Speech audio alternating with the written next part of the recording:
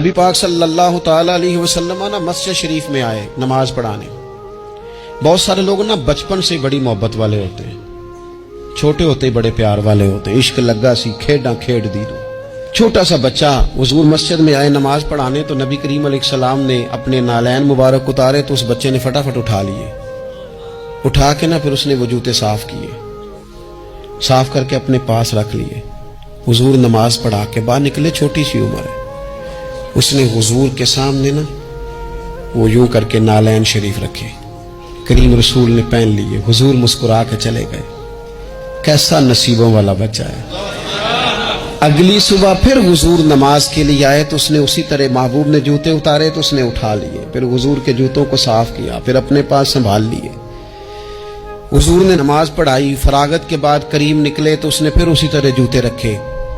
تیسرا دن ہوا، وہ یوں سامنے کھڑا ہے، حضور نے یوں مسکرا کے دیکھا، کریم نے دیکھا، محبوب نے جوتے اتارے، اس نے تھامے، صاف کیے، اپنے پاس رکھ لیے۔ حضور تکمیل نماز پر باہر نکلے، جوتے اس نے سامنے رکھے۔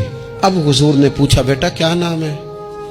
یعنی حضور نے پوچھا، نبی کریم میں نے سنا ہے وہ بن سنور کر میری عیادت کو آ رہے ہیں۔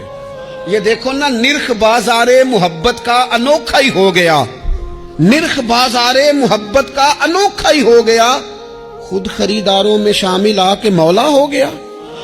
یعنی حضور نے خود حال پوچھ لیا، نبی کریم نے حال پوچھا کیا نام ہے؟ اس نے کہا فلاں نام۔ باپ کا کیا نام ہے؟ حضور فلاں بن فلاں۔ کس قبیلے سے ہو؟ یا رسول اللہ فلانے قبیلے سے۔ فرمایا تمہیں کس نے کہا میرے جوتے اٹھاؤ، صاف کرو، پاس رکھو، جب نکلوں تو دو؟ عرض کرنے لگے حضور کسی نے بھی نہیں کہا، میرا دل کرتا ہے۔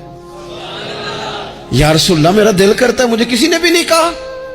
محبوب کریم نے نا وہیں کھڑے کھڑے دوبارہ رخ پھیرا مسجد کی جانب، کعبے کی جانب منہ کر کے حضور فرمانے لگے اے اللہ، یہ تجھے راضی کرنا چاہتا ہے، تو بھی اس سے راضی ہو جا۔ اے اللہ جیسے یہ میری خوشی چاہتا ہے تو بھی اسے خوش کر دے۔